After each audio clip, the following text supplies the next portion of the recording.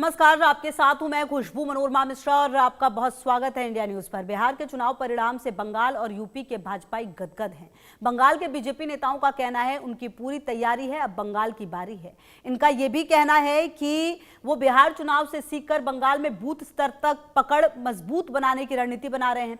इधर तृणमूल कांग्रेस ने बीजेपी के दावों को खारिज किया है, जबकि बंगाल के बीजेपी कार्यकर्ताओं का मानना है कि बिहार की जीत से संगठन को नई ऊर्जा मिली है, जिसका असर अगले विधानसभा चुनाव में स्पष्ट दिखेगा।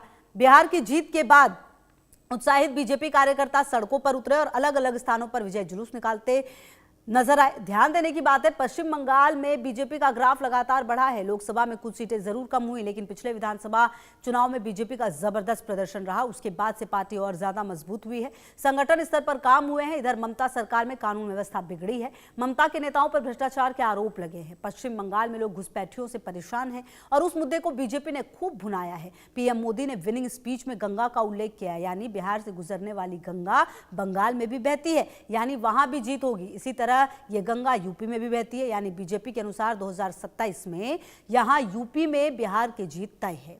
यूपी में एनडीए का जातीय समीकरण जबरदस्त है और योगी की लोकप्रियता भी है। सवाल है, क्या विपक्ष बिहार से हार की सबक लेकर नई रणनीति पर काम करेगा या फिर बीजेपी को आसानी से जीत का मौका दे देगा? कम से कम बिहार की जो जीत है वो ये बता रही है कि एनडीए की तैयारी किस कदर थी। जी हां, माइक्रो मैनेजमेंट जिसे लगातार कहा जाता है, उस पर भी बीजेपी ने काम किया। हालांकि अगर आप पश्चिम बंगाल को समझे तो यहाँ की राजनीति थोड़ी अलग जरूर रही है, लेकिन पिछले कुछ चुनाव परिणामों में यह पता चलता है कि पश्चिम बंगाल में भी पार्टी काफी ज्यादा मजबूत हुई है। हालांकि लोकसभा चुनाव में सीटें कम जरूर रही, लेकिन इस बार की जो तैयारी है वो पूरी है। बहरहाल कल प्रधानमंत्री मोदी के भाषण से यह तय हो गया कि जिस तरह से एनडीए ने बिहार में प्रदर्शन किया है, वैसे ही प्रदर्शन करने के लिए पश्चिम बंगाल और यूपी में भी तैयार है। हालांकि एक बात ध्यान देने वाली बात यह भी है कि लोकसभा चुनाव के बाद से पिछले अगर आप कुछ राज्यों के चुनाव को देखें, चाहे वो नई दिल्ली हो या फिर इसके अलावा जो अन्य जगह पर भी चुनाव हुए हैं, उन जगहों पर जिस तरह की जीत हासिल की है एनडीए ने, वो ये बताती है कि किस तरह से माइक्रो मैनेजमेंट से लेकर पार्टी एक एक चीज पर ध्यान देती है और उसके बाद ही चुनाव में उतरती है। शायद यही वजह है कि इस तरह के जो रिजल्ट है वो मिलते हैं। एक रिपोर्ट आपको दिखाते हैं और उसके बाद चर्चा की करेंगे शुरुआत। मोदी ने बताई बीजेपी की तैयारी, बिहार के बाद बंगाल की बारी।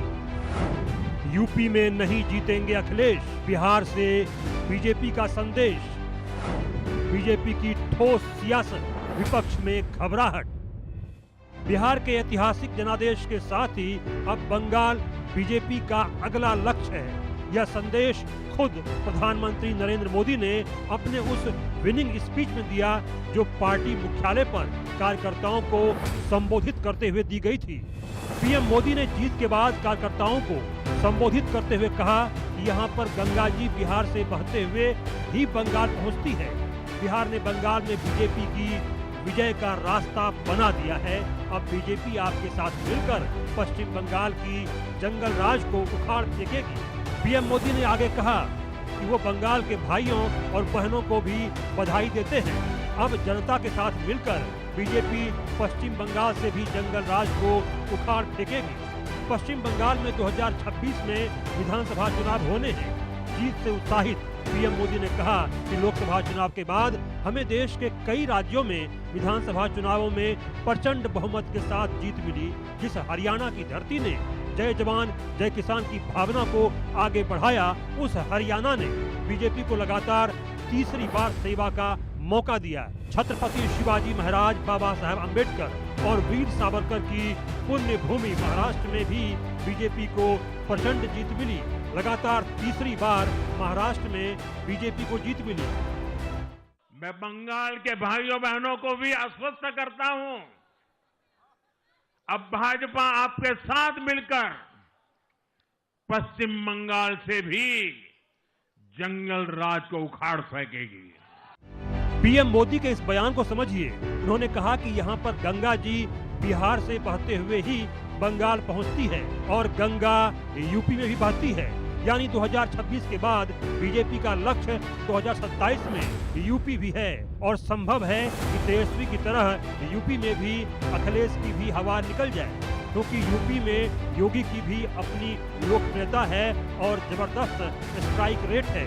बड़ा सवाल यही कि विपक्ष बिहार से कोई हार की सबक लेगा या फिर बिहार में महागठबंधन की तरह अनर्गल बयानों और झूठे यानी जमीन पर नहीं उतरने वाले बयानों से बीजेपी की ही जमीन तैयार कर देगा। Bureau report, India news.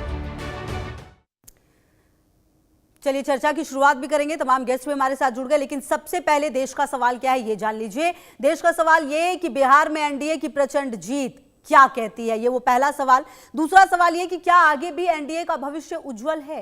तीसरा सवाल ये भी कि पीएम मोदी की विनिंग स्पीच में गंगा का उल्लेख क्यों है। इसके अलावा क्या गंगा वाले राज्यों बंगाल, यूपी में भी बीजेपी की जीत तय है। इसके अलावा देश का सवाल ये भी कि क्या यूपी में एनडीए के अपने वोट प्लस ओवैसी जीत तय करेंगे। तो ये वो तमाम सवाल है जिसके साथ आज हम चर्चा की शुरुआत करते हैं। रशीद किदवई जी वरिष्ठ पत्रकार हमारे साथ जुड़े हुए हैं, अनंत अमित जी प्रवक्ता बीजेपी के, डॉक्टर टीना कर्मवीर प्रवक्ता कांग्रेस के, इसके अलावा मधु मंजरी जी जुड़ेंगी हमारे साथ प्रवक्ता आरजेडी के। आप सभी का बहुत स्वागत है, बहुत शुक्रिया आप सभी का अपना कीमती वक्त इंडिया न्यूज को देने के लिए। रशीद किदवई साहब, सबसे पहले सर आप ही के पास आते हुए सबसे पहली बात तो ये कि ये जो पूरे चुनाव परिणाम आए हैं जिसने कई तरीके से ऐतिहासिक रिकॉर्ड जो है वो दिए हैं, और ये जीत जो है क्या आने वाले समय में पश्चिम बंगाल और उत्तर प्रदेश में होने वाले चुनाव की जो रूपरेखा है वो